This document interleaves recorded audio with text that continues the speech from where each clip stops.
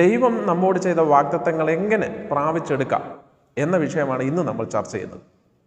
എബ്രായലേഖനം 10:36 ദൈവേഷ്ടം ചെയ്ത് വാഗ്ദത്തം പ്രാപിപ്പാൻ സഹിഷ്ണുത നിങ്ങൾക്ക് ആവശ്യം. ഈ വാക്യത്തിൽ തന്നെ വാഗ്ദത്തങ്ങൾ പ്രാപിക്കുവാൻ കഴിയുന്നത് എങ്ങനെയെന്ന് എഴുത്തുകാരൻ വിശദീകരിക്കുകയാണ്. ദൈവേഷ്ടം ചെയ്യണം. ദൈവം പറഞ്ഞ കാര്യങ്ങൾ, ദൈവവചനം നമ്മോട് പറയുന്ന കാര്യങ്ങൾ, ദൈവത്തിൻ്റെ ആത്മാവ് നമുക്ക് നിർദ്ദേശിച്ചു തരുന്ന കാര്യങ്ങൾ ചെയ്താൽ തീർച്ചയായിട്ടും ദൈവ വാഗ്ദത്തങ്ങൾ പ്രാപിക്കാമെന്നാണ് ദൈവത്തിൻ്റെ വചനം നമ്മെ ഓർപ്പിക്കുന്നത്.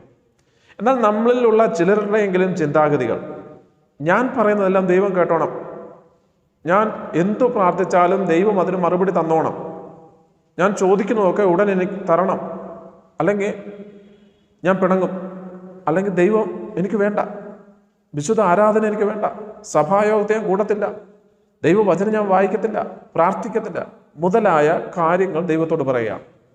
എന്നാൽ ദൈവം പറയുന്നു, അവിടുന്ന് ചെയ്ത എല്ലാ വാഗ്ദത്തങ്ങളും ഞാൻ നിവർത്തിച്ച് നൽകിത്തരും. എൻ്റെ ദാസനായ അബ്രഹാമിനോട് ഞാൻ എന്തൊക്കെ വാഗ്ദത്തം ചെയ്തിട്ടുണ്ടോ അതൊക്കെ നിവർത്തിച്ചു. ആ ചരിത്രമാണ് പഴയ നിമിത്തം കാണാൻ പറ്റുന്നത്. ദാവീദിനോട് ദൈവം ചെയ്ത വാഗ്ദത്തങ്ങളെല്ലാം നിവർത്തിച്ചു കൊടുത്തു. എങ്ങനെയാണ് പഴയ നിയമഭക്തന്മാരും പുതിയ നിയമഭക്തന്മാരും ദൈവ വാഗ്ദത്തങ്ങൾ പ്രാപിച്ചെടുത്തത്? ദൈവം അവരോട് ചെയ്യാൻ പറഞ്ഞ കാര്യങ്ങളെല്ലാം അവർ ചെയ്തപ്പോൾ ആ വാഗ്ദത്തങ്ങളെല്ലാം സർവശക്തനായ യേശു ക്രിസ്തു അവർക്ക് നിർവഹിച്ചു കൊടുത്തു. മറ്റു ചില ട്രാൻസ്ലേഷനിൽ കൂടെ നമ്മൾ പോകേണ്ടിയിരിക്കുന്നു. നിങ്ങൾ ക്ഷമാശീലരാകണം, ദൈവം നിങ്ങളിൽ നിന്ന് ആഗ്രഹിച്ച കാര്യങ്ങൾ നിങ്ങൾ ചെയ്തതിന് ശേഷം അവൻ വാഗ്ദത്തം ചെയ്ത കാര്യങ്ങൾ നിങ്ങൾക്ക് കിട്ടും. അതിന് സർവശക്തനായ ദൈവം നമ്മിൽ നിന്ന് ചില കാര്യങ്ങൾ ആഗ്രഹിക്കുന്നു. ഒരു പിതാവ് പുത്രിയിൽ നിന്ന് വലിയ കാര്യങ്ങൾ ആഗ്രഹിക്കുന്നു. പുത്രൻ പറയുന്നതെല്ലാം പിതാവ് ചെയ്തു കൊടുക്കുന്ന ഒരു യന്ത്രമല്ല. പുത്രൻ എന്തു പറഞ്ഞാലും മകൻ എന്തു പറഞ്ഞാലും അപ്പൻ അത് വാങ്ങിച്ചു കൊടുക്കണം, ആ ഒരു സിസ്റ്റം അല്ല. അത് ഈ ആധുനിക കാലത്ത് ചിലരെങ്കിലും അനുവർത്തിക്കുന്ന ചില കാര്യമാണ്.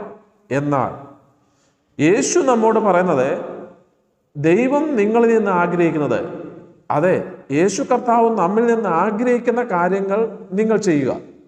ചെയ്തതിന് ശേഷം യേശു നമ്മോട് ചെയ്ത വാഗ്ദത്തങ്ങൾ നിങ്ങൾക്ക് കിട്ടും, ഒരു സംശയമില്ല. ആ വാഗ്ദത്തങ്ങളെ തടയുവാൻ ആർക്കും കഴിയില്ല, ഒരു സാത്താനും കഴിയില്ല, ഒരു പൈശാചിക ശക്തികൾക്കും ആ വാഗ്ദത്തങ്ങൾ തടയുവാൻ കഴിയില്ല.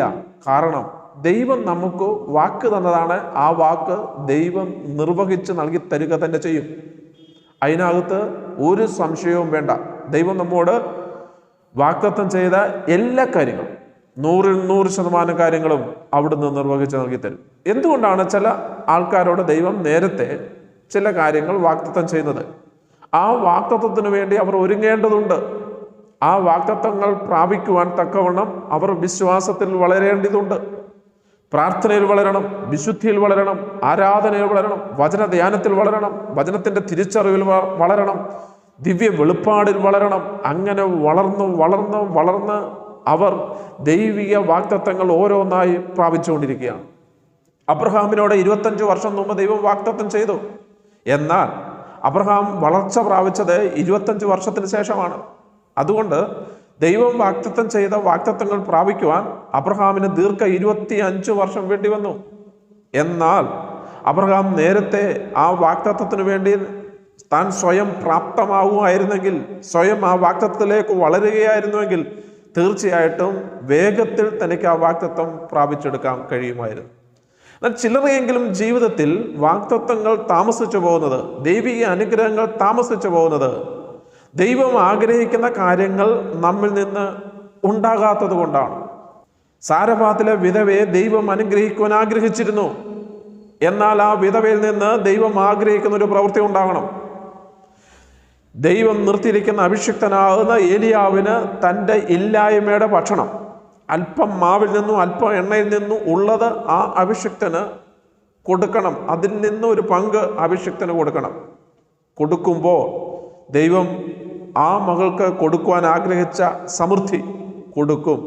അവളിൽ നിന്ന് ദൈവം ആഗ്രഹിച്ച ആ പ്രവൃത്തി അവളിൽ ഉണ്ടായില്ലെങ്കിൽ തീർച്ചയായിട്ടും ആ വ്യക്തിയെ ദൈവത്തിന് അനുഗ്രഹിക്കാൻ കഴിയുകയില്ല. ഇത് വളരെ വ്യക്തമായി പരിശുദ്ധാത്മാവ് നമ്മെ ഓർപ്പിക്കുന്നത്, നമ്മിൽ നിന്ന് അപ്പൻ തമ്പുരാൻ ചില കാര്യങ്ങൾ ആഗ്രഹിക്കുന്നു.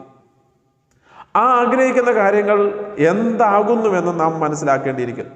ദൈവവുമായി, ദൈവവചനവുമായി, ദൈവസഭയുമായി നല്ല ബന്ധമുള്ളവർക്ക് മാത്രമേ ദൈവം നമ്മിൽ നിന്ന് എന്താണ് ആഗ്രഹിക്കുന്നതെന്ന് മനസ്സിലാക്കാൻ കഴിയൂ.